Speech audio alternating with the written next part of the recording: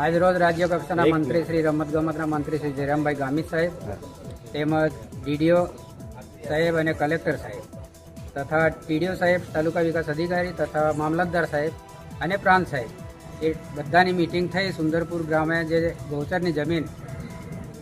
એ એમઆરએસની school બનાવવા માટે ફાળવાઈ દેવામાં આવેલ છે, એના વિરોધમાં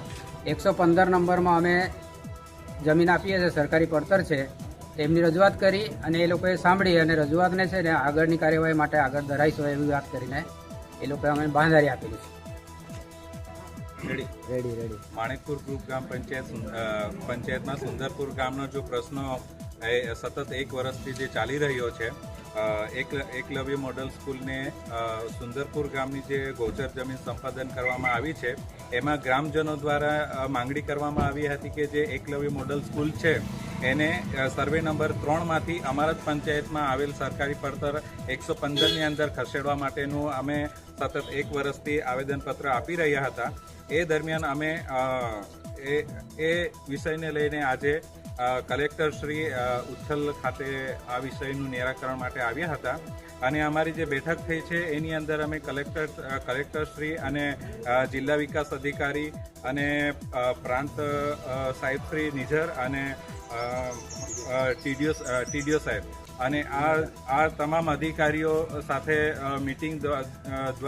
મિટિંગની અંદર અમે એમને જણાવ્યું છે કે આ જે એકલવ્ય મોડલ સ્કૂલ છે એ અમારા જ પંચાયતની 115ની અંદર ખસેડવા માટે અમારો 5મી જૂન